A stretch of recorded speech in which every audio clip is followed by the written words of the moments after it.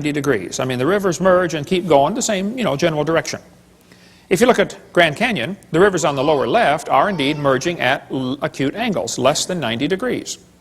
But if you look at the upper right, the rivers are flowing backwards. Why would they do that? The rivers run backwards, hit the main channel, turn around, and come back out the other way. It's called a barbed canyon. There aren't many places like this on the planet. Well, this is evidence that a lake is draining, and as the water's running off the spillway backwards into the channel, it turns around, or off the dam. Water runs off the dam into the low place, turns around and comes back out through the crack, through the breach in the dam. Grand Canyon was not made by the Colorado River over millions of years. That is one of the lies you kids are going to face in your textbook. It's just not geophysically possible for that to happen. Now James Hutton lived in the late 1700s. James wrote a book and said the earth is millions of years old. You need to understand, in the late 1700s, most people believed the Bible, or at least they were strongly influenced by Christianity, and everybody thought the earth was about 6,000 years old. That was the common teaching of the day. Okay? They taught the kids in the public school, God created the world in 6 days, like we saw earlier. But this was also a time of many revolutions. We had the American Revolution, the French Revolution, the Polish, the Spanish, the German. Every country is just about revolting against the idea of a king and establishing a democracy. So they threw off monarchy, and this is known as the age of anti-monarchy. So the Bible says to honor the king, and some people thought the Bible was an obstacle to their political objectives. And they wanted to discredit the Bible. Keep in mind, this all happened in the early 1800s and late 1700s. So back when everybody thought the earth was a few thousand years old, James Hutton came along and said, oh no, it's lots older than that. And it got here by uniformitarianism. Ooh, kids, big word, bold print. That'll be on the test. They always are, okay? Uniformitarianism means the present is the key to the past. No, James, I think the Bible's the only perfect key to the past. But during this time frame, the Christians, instead of fighting against this new teaching of millions of years, they swallowed it. The Christians accepted the idea of a gap theory or day-age theory or progressive creation. They just accepted millions of years right into the Bible when it's obvious to anybody with half a brain and one eye reading the Bible that it does not teach the earth is millions of years old. That's not what it says. So the Christians did not put up an effective defense, an effective resistance to this teaching, and they allowed the church to believe all this. And then when evolution came out, 1859 became popular with Darwin's book, well, the Christians just accepted that too. Boy, what a tragedy. That book covers the great turning point in history, if you like the history of stuff. Well, James Hutton's book that he wrote had a real strong influence on a young lawyer from Scotland named Charles Lyell. Charles Lyell, the lawyer, hated the Bible. Somebody calculated one time that if all the lawyers in the world were laid end to end around the equator, we would all be better off. Charles Lyell, in 1830, wrote this book right here, Principles of Geology. I've got it here on the table. You can come take a look at it. It's all marked up. In this book, you can see his hatred for the Bible kind of ooze off every page. He kept calling it ancient doctrines. He said, oh, you have a scriptural authority. He was mocking them, okay? He called it a religious prejudice.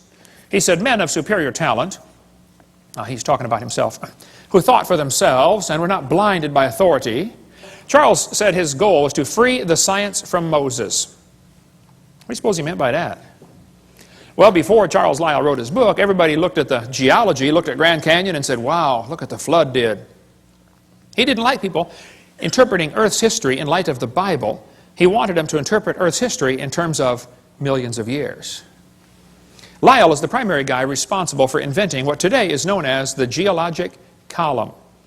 How many have ever heard of the geologic column before? They divided the Earth up into layers and gave them names, Cenozoic, Mesozoic, Paleozoic, Archaeozoic, all that kind of stuff. Maybe you saw the movie Jurassic Park, named after the Jurassic layer, okay? Each layer of rock was given a name and an age and an index fossil. Now keep in mind, all this was done in 1830 before there ever was a carbon dating, potassium-argon dating, rubidium-strontium dating, lead-208, lead-206, uranium-235, uranium-238. None of those had even been thought of. So they didn't determine these great ages by any radiometric decay method. They just picked the numbers out of the clear blue sky. It's a fact the Earth has many layers of sedimentary rock. That is just a fact. You can see them all over Tennessee here. How'd they get there? Well, there are two interpretations. One group says the layers formed slowly over millions of years. The other group says, no, these layers are all from the flood in the days of Noah. And again, they're always trying to erase that line between the two and make their interpretation become part of the fact. And it's just not, okay? It's just their interpretation, that's all. The geologic column is actually the Bible for the evolutionist. The only place you'll ever find it is in the textbooks. It doesn't exist. This guy admits it. He said, if there were a column of sediments, unfortunately, no such column exists. Did you know there is no geologic column? If there was, it'd be 100 miles thick. It doesn't exist. It's one of the lies in the textbooks. And actually, all of evolution is based on this lie right here. This is one of the most serious ones, in my opinion. It's true the earth has layers. That's not the question. Okay? How did they get there, though?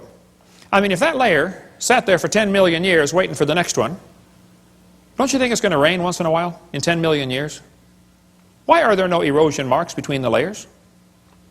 Why are they stacked on top of each other just like a stack of pancakes? And by the way, why are there no soil layers between the rock layers? I mean, soil builds up on top of rock. Don't you think there'd be some soil built up once in a while? Look, if you get a jar of dirt and rocks and gravel and sand and mud and shake it up and set it down, it settles into layers for you in a few minutes. Doesn't take long. How many seen those things you buy at the mall with 2 pieces of glass and different colored sand in between? You know, you flip it over and it makes all kinds of layers just in a few seconds. It doesn't take long. I was preaching years ago in Union Center, South Dakota.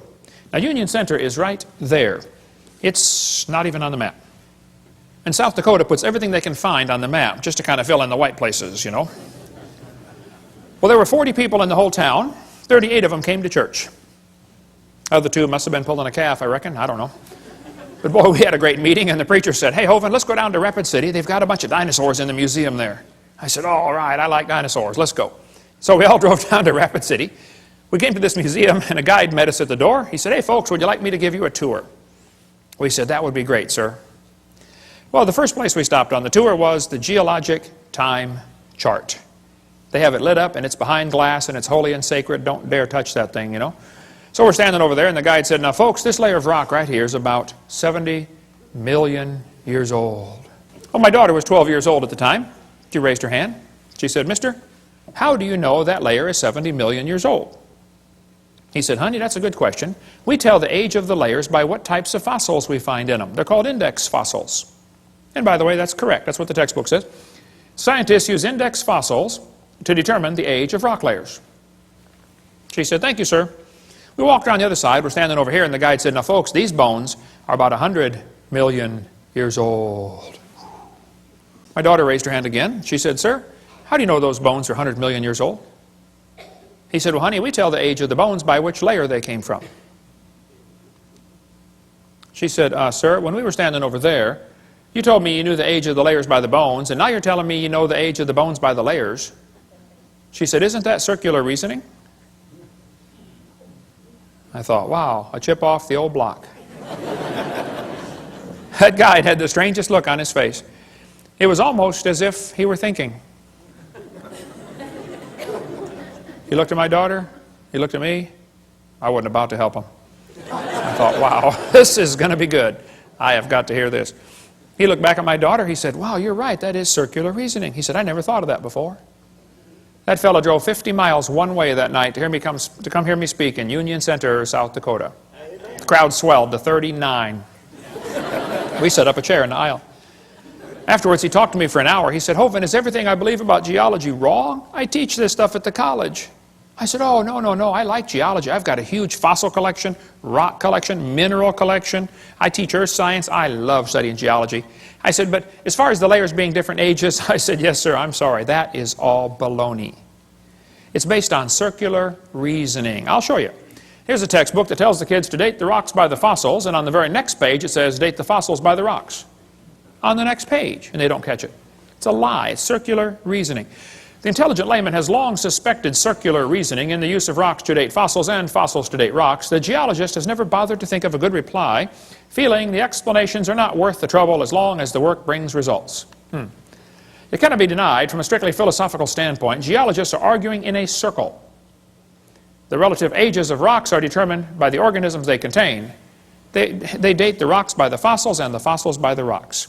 Ever since the beginning of the 19th century, Fossils have been and still are the best and most accurate method